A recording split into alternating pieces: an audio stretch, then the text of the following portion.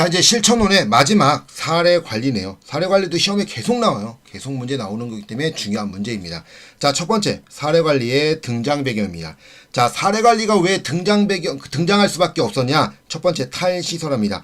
예전처럼 이제 향정신성 의약품이 발달되면서 시설화가 에서 이제 밖으로 나오게 되는 거죠. 그러다 보니 문제를 해결하는 데 있어서 어려움이 있었다.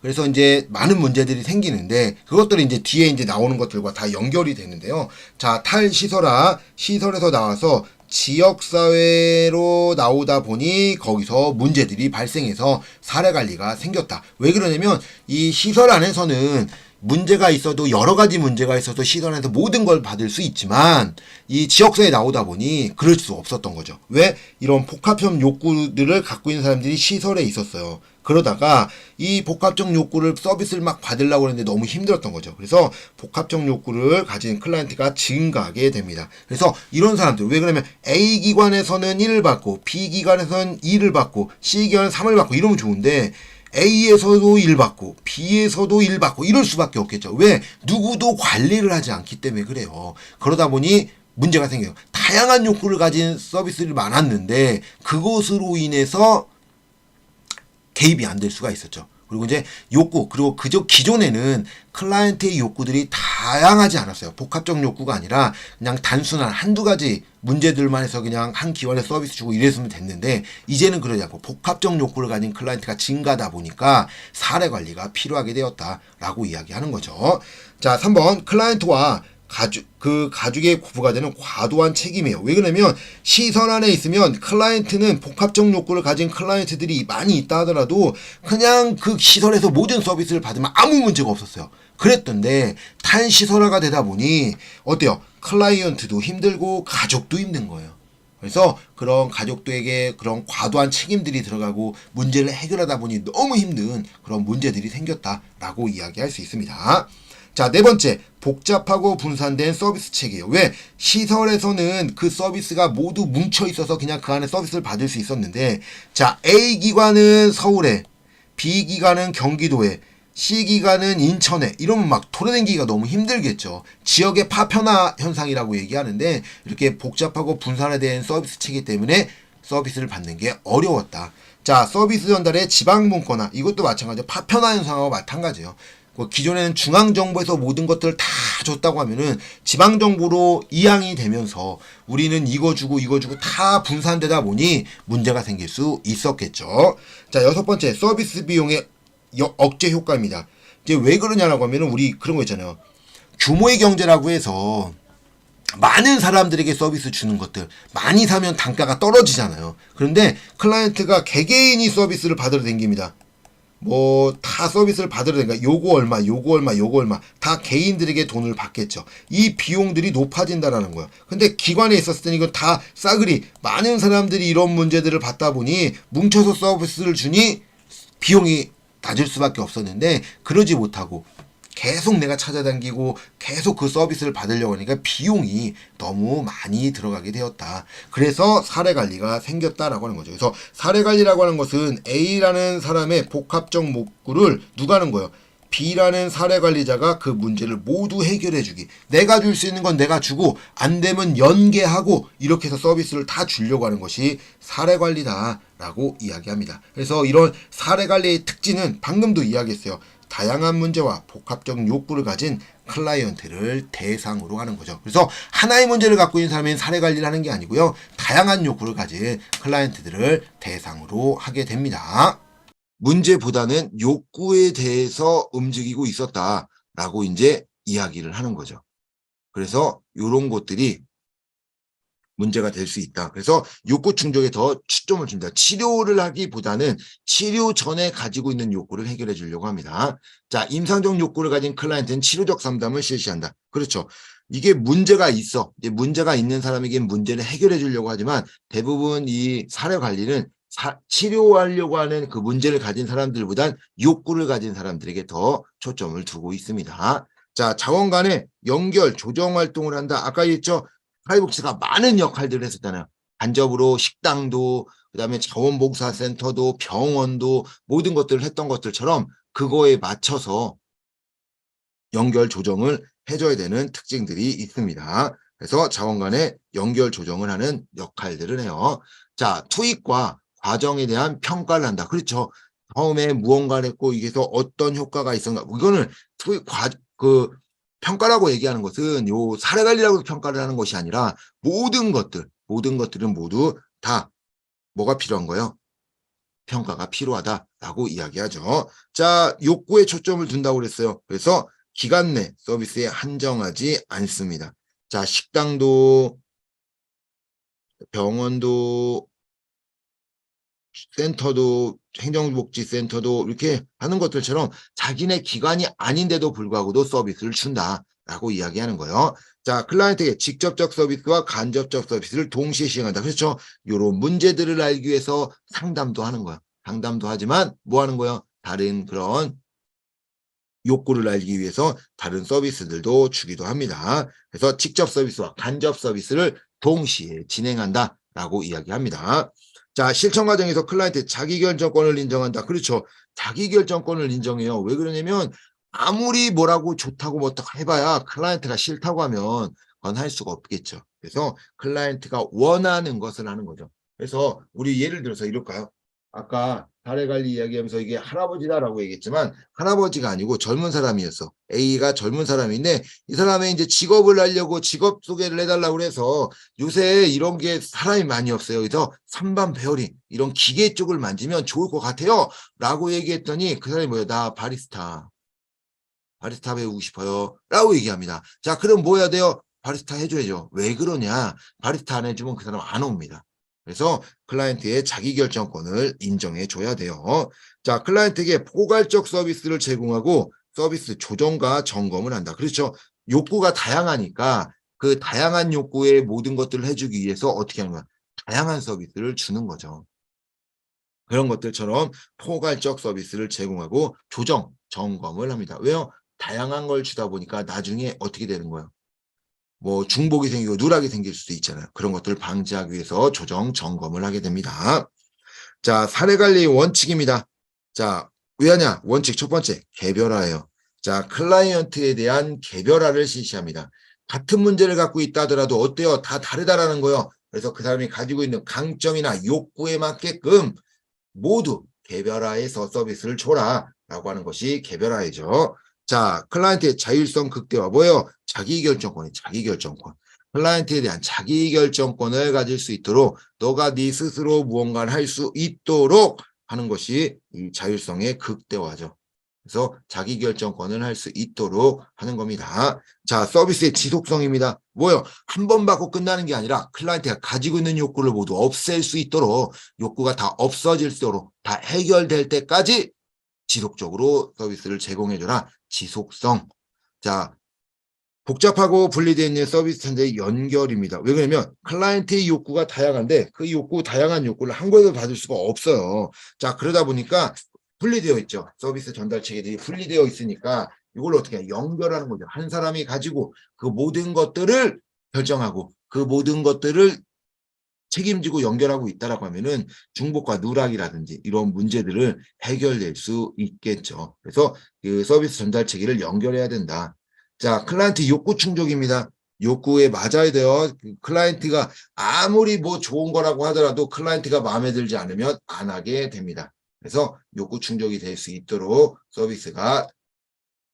다양한 서비스가 제공돼야 됩니다. 자, 서비스의 포괄성입니다. 제공의 포괄성. 뭐요? 클라이언트 욕구가 다양하잖아요. 그러다 보니 다양한 서비스가 들어가야 된다라고 이야기하는 거죠. 자, 왜 그러냐라고 하면 아까 우리 봤던 것들 볼까요? 자, 우리 사회복지사 보면 어르신이 식당, 병원, 자원봉사센터, 행정복지센터 이런 것들 모두 이제 가지게 되는 거잖아요. 욕구가 포괄적인 거예요. 다양해요. 그러니까 이 다양한 서비스, 배고픈 거, 아픈 거, 외로운 거, 돈 필요하고 이런 것들을 모두 받을 수 있도록 그런 포괄적인 서비스를 제공해 줘야 됩니다. 자, 그러면 이제 마지막에는 접근성이죠. 접근성. 뭐야? 접근하기 쉬워야 돼요. 아무리 좋은 서비스라고 하면 문제가 생길 수 있어요. 접근하기 못하면 어려움이 있다. 그래서 접근성을 높이기 위해서는 첫 번째, 거리가 가까워야 돼요. 두 번째, 비용이 낮아야 돼요. 그러니까 예를 들어서 공짜라든지 아니면 비용이 정말 최소 비용으로 서비스를 받아야 돼요. 자, 세 번째가 홍보가 돼야 됩니다. 아무리 좋다 하더라도 홍보가 되어 있지 않으면 그 문제를 해결하는 데는 그것을 찾기는 어렵겠죠. 그래서 홍보가 돼 있어서 그 홍보를 통해서 움직일 수 있어야 된다라고 이야기를 하는 겁니다. 자, 그러면 사례 관리의 서비스의 과정이 있어요. 이 과정은 우리 좀 전에 봤던 그런 일반 서비스 과정하고 유사해요. 뭐 다르진 않습니다. 자, 그래서 뭐냐? 처음에 접수합니다. 처음에 접수하고 사정을 해서 계획하고 개입하고 점검 평가 순으로 이루어지게 됩니다. 근데 이게 좀 내용이 다르죠. 점검을 한다라고 하지만 원래 다른 그 과정에서는 종결이었죠. 종결하고 평가한다라고 얘기했던 것처럼 내용은 유사하다라고 이야기합니다. 그래서 이거는 서비스 과정, 사례 관리 서비스 과정이라고 해서 이거를 따로 외우기보다는 우리 과정론에서 봤던 내용들을 그대로 유추하고 그대로 대도 됩니다. 자, 그리고 또 어떤 용도의 문제가 있냐면 사례 관리자의 역할이에요. 사례 관리자가 어떤 역할을 하냐. 이게 우리 사례 관리자가 역할을 하는데 이렇게 배고파서 식당을 연계하고 병원을 연계하고 자원봉사를 연계했죠. 중개자의 역할도 하고요. 상담을 해서 그 내용을 알았으니까 상담가의 역할도 하고 그래서 그때마다 사회복지사의 역할들은 많이 다시 바뀌어진다라고 이야기합니다. 어떤 요구를 갖고 있는가에 따라 달라지게 된다. 자, 그러면 초기 접수입니다. 접수. 스스로 클라이언트가 찾아오거나 타인에 의해 의뢰받아오는 경우 접촉하게 되는 거죠. 나 이런 문제가 있어요 라고 찾아올 수도 있고요. 아니면 나 이런 문제가 있어요. 다른 사람이 A라는 사람은 이런 문제가 있어요 라고 이야기할 수 있겠죠. 자, 그런 것이니까 내가 찾아오든지 아니면 다른 사람에 의해서 오든지 이런 것들이 이제 접수다라고 이야기를 하는 겁니다. 자, 두 번째 사정이에요. 자, 그 문제에 대해서 알게 됐으니까 뭐 하는 거요? 사정을 해야 되겠죠. 사정을 해야 되니까 그 내용들을 보게 되죠. 그래서 클라이언트의 내용들을 다 보는 거예요. 그래서 강점, 욕구, 능력, 잠재 능력, 모든 것, 환경까지 모든 것을 보고 그 사람의 가지고 있는 강점을 파악해서 사정을 하게 된다라고 얘기하는 거죠. 아, 어르신에겐 욕구가 이런 거니까 이렇게 해야 되는구나라고 이제 이야기를 하는 거죠. 그런 것들이 중요하다라고 이야기합니다. 자, 세 번째가 계획입니다. 자, 계획을 한다라고 이제 이야기하는 거죠. 어떤 계획을 할 거냐? 욕구에 따른, 사정에 따른 필요한 내용들이 있잖아요. 그러니까 그 내용들을 어떻게 해결할 거냐. 그래서 도움이 되는 행동으로 전환하는 과정들이 이 사정이, 그 계획이다라고 얘기하죠. 그래서 그 사정을 통해서 클라이언트들이 가지고 있었던 문제들이 다 알게 됐잖아요. 그 문제에 따른 계획들을 수립한다라고 이야기를 하는 겁니다. 자, 그 다음에 뭐 하는 거요? 개입해야 되겠죠. 방금 이야기했던 클라이언트의 문제점들에 대한 그런 계획을 수립했으니까 그 계획에 서비스를 해요. 자, 그래서 뭐 하는 거예요? 직접 서비스. 자, 우리 방금 직접 서비스, 간접 서비스를 해준다고 했는데, 직접 서비스는 진짜 조금이에요. 일부인데, 일부. 자, 일부고, 즉, 간접 서비스가 대부분 전부 영향을 주고 있죠. 자, 왜 그러냐라고 하면은, 좀 전에 봤었던 것처럼 사회복지사는 상담만 했을 뿐이지, 나머지는 다 연계해줬잖아요. 연계해주면서 간접 서비스를 주었다라고 이제 이야기를 하는 거죠. 그래서 사회복지사에 그 제공할 경우 이행자라든지 안내자, 교육자, 정보 제공자, 지원자로서의 능력들을 하고요. 간접 서비스는 중개자, 연결자, 옹호자의 역할들을 하고 있다라고 이야기합니다. 자, 그리고 이제 서비스를 줘서 뭐요? 점검을 하는 거야. 잘 이루어지고 있는지 봐. 왜? 내가 서비스를 안 주다 보니까 클라이언트에게 서비스를 사회복지사가 직접적으로 주고 있으면 이런 점검들을 잘 많이 하진 않겠죠. 그런데 문제가 뭐예요? 사회복지사는 서비스를 주지 않습니다. 그리고 다른 데서 연계를 시켜주죠. 자, 그러니까 뭐 하는 거예요? 그 내용들이 잘 되고 있는지 안 되고 있는지 점검이 중요하다라고 이야기하는 거죠. 그래서 서비스가 잘 이루어지고 있는지 아니면 뭐 클라이언트가 뭐 서비스를 받으러 오지 않고 있는지 이런 것들도 다 볼 수 있겠죠. 자, 그런 것들처럼 점검을 필요합니다. 자, 그리고 뭐 성취에 대한 그다음에 얼마나 지지가 됐는지, 욕구 변화는 어떻게 됐는지 이런 것들을 점검하는 것이 이 점검 단계에 들어간다라고 이야기합니다. 자, 그리고 나서 이제 평가해야 되겠죠. 잘 됐는지 안 됐는지, 어떤 효과가 있었는지 이런 것들을 보는 것이 평가다라고 이야기하는 거죠. 그래서 목표를 설정했는데 평가라고 얘기하는 거 목표를 설정했는데 그 목표에 얼만큼 도달했는가 보는 것이 평가다라고 이야기를 하는 겁니다. 자, 그럼 문제를 보도록 하겠습니다. 자, 사례관리. 1번 사례관리에 관한 내용으로 옳지 않은 것은 1번 필요한 경우 클라이언트의 권리를 옹호하기 위한 역할을 한다. 자, 권리를 옹호하는 역할을 한다. 그렇죠. 클라이언트가 그 필요한 때 서비스를 받아야 되는데 서비스가 없어. 그러면 그 서비스를 만들어 달라고 옹호자의 역할을 할 수 있겠죠. 그래서 정책을 만든든지 아니면 프로그램을 만들 수 있도록 옹호자의 역할도 하게 됩니다. 그래서 아까 이제 사회복지사 역할 볼 때에 뭐였어요? 직접적 서비스보다는 간접적 서비스가 있었죠. 그래서 옹호자의 역할도 한다라고 이야기를 했습니다.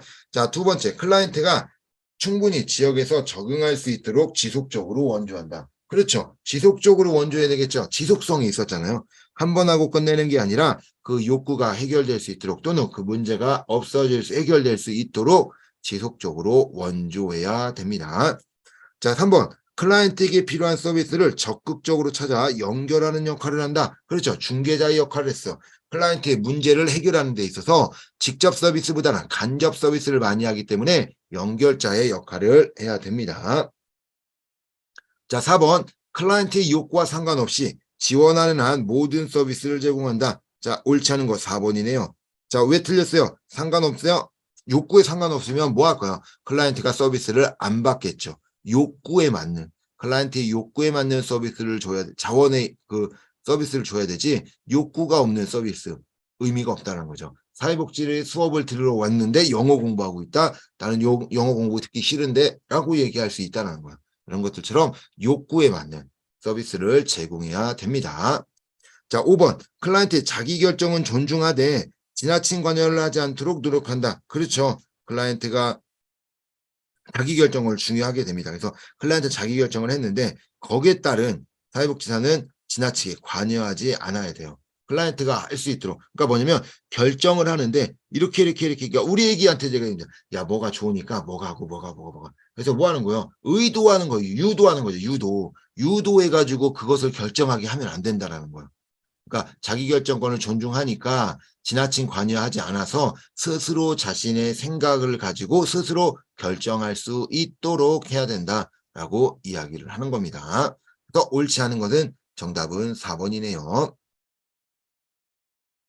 자, 2번 사례관리에 관한 설명으로 옳지 않은 것은 자, 1번 클라이언트 중심적 서비스다. 자, 클라이언트 중심적 서비스. 그렇죠. 왜요? 클라이언트가 원하는 것을 받는 거죠.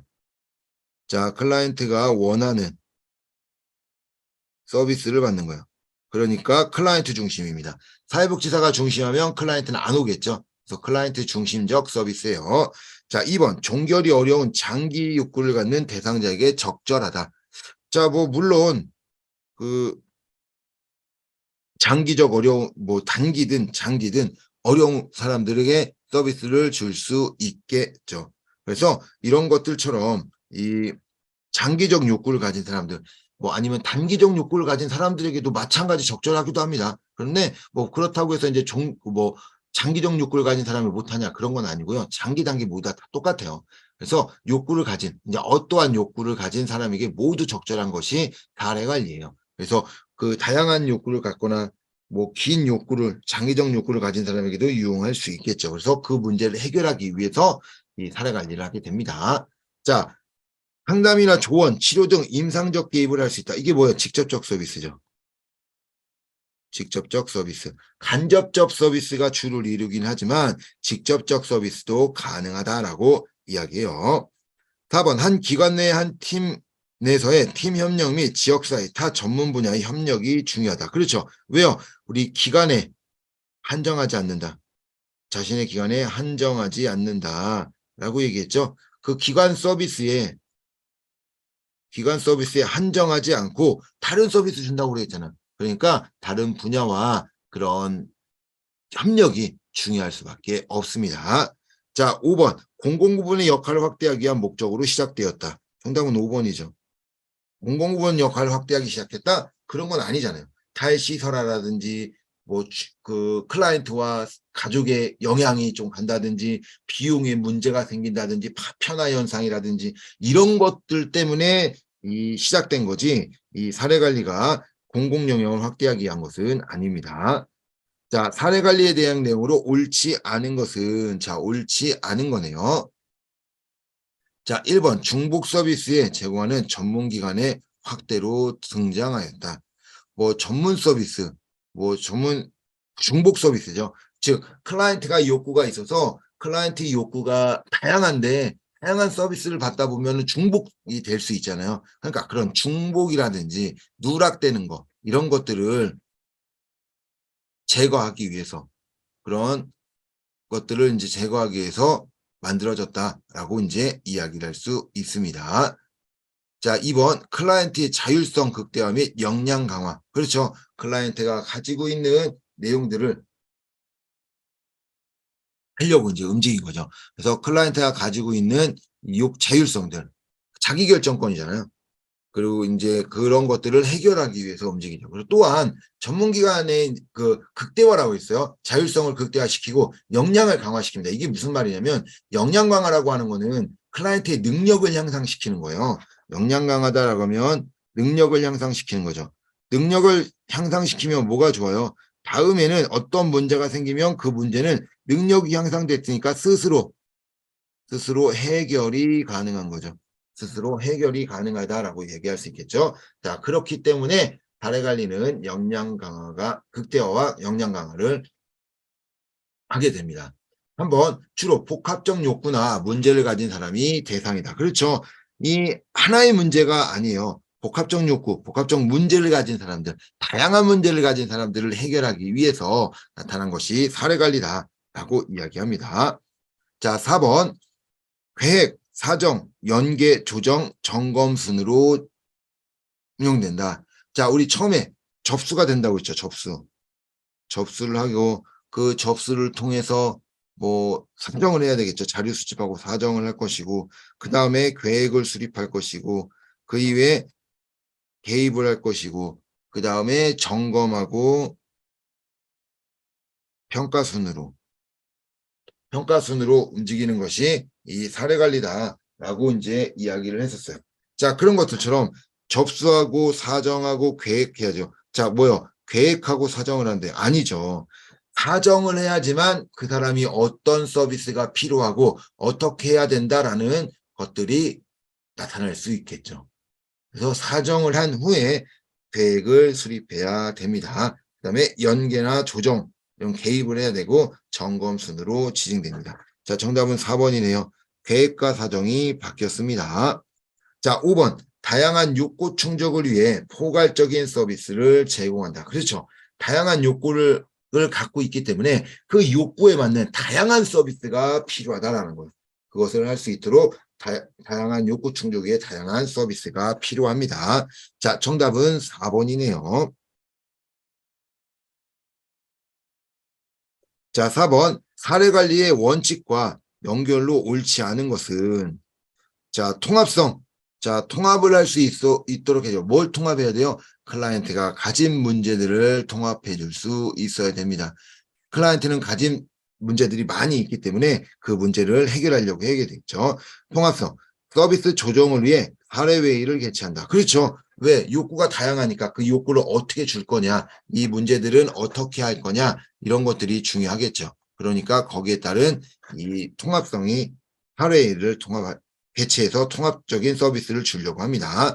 자, 접근성. 얼마나 접근하기 쉽게 하냐라고 이제 이야기를 하는 거죠. 접근을 할 수 있도록. 자, 사각 발굴 위해 아웃리치를 한다. 자, 아웃리치가 어저께 이제 이야기를 했는데, 자, 접수라고 얘기하는 것은 클라이언트가 기관을 찾아오는 거예요. 그러면 아웃리치는 기관이 클라이언트를 찾아가는 겁니다. 기관이 클라이언트를 찾아가는 것은 아웃리치. 그래서 접근성을 높이기 위해서는 클라이언트들이 잘 모르잖아요. 뭐 내용을 모르기 때문에 서비스를 못 받았는데 서비스를 받을 수 있도록 찾아가는 거죠. 기관이 찾아가서 서비스 받을 수 있도록 해준다라고 얘기합니다. 자, 포괄성, 기관의 네트워크를 통해 서비스 의뢰를 한다. 자, 포괄적이어야 한다라고 얘기하죠. 클라이언트가 가지고 있는 서비스는 다양하기 때문에 통합적인 서비스를 줘야 된다. 그래서 포괄적이기 때문에 포괄적인 서비스를 찾기 위해서 클라이언트에 대한 내용들을 할 수 있겠죠. 그래서 클라이언트 네트워크를 통해서 클라이언트에게 서비스 받을 수 있는 서비스들을 의뢰하게 된다. 포괄적 서비스를 주기 위해서 서비스를 의뢰하게 된다라고 이야기합니다. 자, 체계성. 자, 체계적이다라고 얘기하는 거죠. 체계적이다라고 얘기하는데, 자, 중도 탈락한 클라이언트를 찾아 서비스를 재개한다. 자, 중도 탈락한 클라이언트를 찾아 재개한다. 서비스가 체계성이라고 하는 것은 얼마나 서비스를 체계적으로 받을 수 있느냐라고 얘기했죠. 그러니까 우리가 쉽게 생각하면 모든 서비스는 순서가 있잖아요. 그러니까 체계적으로 순서에 맞게 서비스를 받을 수 있냐 이걸 물어보는데 중도 탈락한 클라이언트를 찾아서 서비스를 재개한다? 그럴 필요는 없겠죠. 중도 탈락한 사람은 그냥 놔두고 탈락하지 않은 사람들 중에 필요한 서비스들을 체계적으로 줄 수 있어야 된다라고 이야기합니다. 자, 정답은 4번이네요. 체계성이 틀렸습니다. 자, 5번 지속성.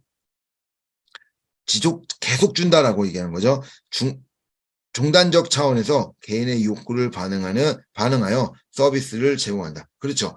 지속적, 계속 주는 거예요. 종단적 차원이 뭐예요? 종단적 차원은 뭐예요? 여러 시점에 이렇게 나눠서 계속 주는 거죠. 그러니까 2020년, 지금은 2022년 이렇게 이제 나오는 것처럼 2020년부터 22년까지 지속적으로 줬다는 거죠. 서비스를 이렇게 주겠다. 종단이 그거예요. 한 번 주는 게 아니라 여러 번 계속 주겠다라고 얘기하는 것이 이 종단이죠. 그래서 욕구를 반응하는 것이 이 지속성이 맞습니다. 정답은 4번이네요. 체계성에 대한 내용이 틀렸습니다. 자, 5번. 사례 관리에 관한 내용으로 옳은 것은, 자, 사례 관리에 대한 내용으로 옳은 겁니다. 자, 단편적인 문제를 가진 클라이언트가 증가했다. 아니죠. 복합적입니다. 복합적인 문제를 가진 클라이언트가 증가하면서 문제가 된 거죠. 자, 클라이언트의 기능 향상이 중요시하다. 자, 클라이언트의 그 기능 향상이 중요한가요? 그렇죠. 왜? 능력 향상이 중요하죠. 능력을 향상시켜 놔야지만 어떻게 될 수 있는 거예요? 그 문제를 해결할 수 있죠. 어떻게? 스스로. 능력을 향상시켜주면 스스로 그 문제를 해결할 수 있는 능력이 생기는 거잖아요. 다음에는 그것을 문제라고 생각하지 않겠죠. 자, 이런 것들처럼 능력 향상시키는 것이 또는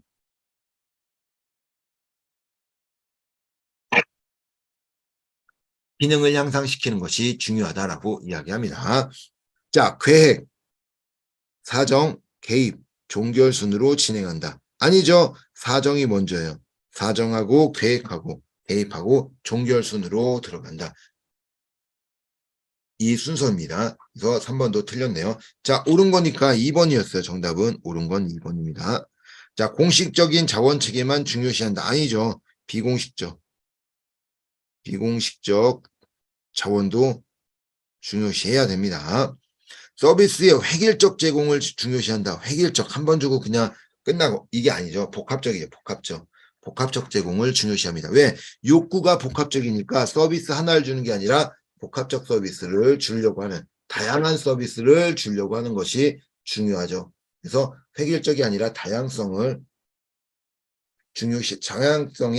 제공, 다양한 서비스를 제공하는 것에 중요시 본다라고 이야기합니다. 자, 그래서 정답은 2번이네요. 자, 6번. 사례 관리 중 실천 과정 중에 개입 또는 실행이네요. 단계 과업으로 해당하는 것은, 자, 이것을 어떻게 할 거냐라고 이야기하는 거죠. 개입 단계는 뭐 할 거냐라고 이야기하는 거. 실천하는 거 실행을 하고 있는 거죠. 클라이언트에게 필요한 서비스를 막 주고 있는 단계가 이 실행 단계죠. 과업에 해당하는 건 클라이언트와 서비스 제공 간의 갈등 발생 시 조정한다. 자, 그렇죠. 1번이네요. 해당하는 거. 자, 왜 그러냐? 실행을 했기 때문에 실행을 하니까 거기에 대해서 뭐요? 갈등이 생기는지 알 수 있겠죠. 왜 실행을 하지 않으면 갈등이 생겼는지 갈등이 안 생기는지 알 수가 없어요. 그러니까 그 갈등이 이제 움직일 수 있다라고 이야기할 수 있는 거죠. 그래서 갈등은 그 조정하고 이런 것 할 수 있는 것들은 이 그 실행 단계에서 알 수 있다라고 이야기합니다. 자, 클라이언트의 욕구에 기초하여 구체적인 명확한 목표 수립. 자, 이거는 계획 수립 단계죠. 계획을 수립하는 단계에서 목표를 수립하겠죠. 그래서 어떻게 하자라고 이제 이야기를 하는 거죠. 자, 3번. 서비스의 이용 대상자에 대한 적격성 여부 판별. 자, 이거죠. 접수 단계죠. 접수 단계에서 이 사람이 서비스를 받을 수 있는 사람이냐, 없는 사람이냐라고 이제 이야기를 하게 됩니다. 그래서 그 서비스를 줄 건지 안 줄 건지 이 판별하는 단계가 이 접수 단계다라고 이야기해요. 자, 기관 내부의 사례관리팀 구축 및 운영 능력을 파악한다. 자, 이 기관 내부에 이제 서비스를 줄 수 있는 것이 있는지 이런 것들이 어떻게 됐는지 이런 것들을 본다라고 이제 이야기한다. 자, 그러면 능력을 파악한다. 그러면 뭐 하는 거예요? 내가 이것을 줄 수 있는지 없는지 능력을 파악하는 접수 단계죠. 클라이언트가 이제 접수해서 클라이언트의 능력 이런 게 있는데 우리 기관에서는 요걸 문제를 해결할 수 있는지 없는지 파악해야 되겠죠. 클라이언트의 문제에 따라서 이것도 접수 단계입니다. 자, 클라이언트가 달성한 변화, 성과, 영향 등을 측정하기 위해서 도구를 개발한다. 자, 이것도 처음부터 시작해야 되겠죠. 그래서 클라이언트에 대한 해서 이제 어떻게 해야 되나 계획 단계 이건 계획이죠. 자, 계획을 할 때 이 도구들은 이렇게 할 겁니다라고 이제 계획에서 움직이게 된다라고 이제 이야기를 하는 겁니다. 그래서 이 계획 단계에서는 이 움직일 수 있게 된다라고 이야기를 하는 거죠. 그래서 도구를 개발하는 것은 계획이에요. 개발을 해야 되니까 어떤 계획을 수립해서 그 계획에 맞는 도구들을 개발하게 됩니다. 자, 그럼 실행 단계, 개입 단계니까 정답은 1번이네요. 갈등 시 조정하는 것은 개입을 해야지만 갈등이 생길 수 있는 것들을 알 수가 있겠죠.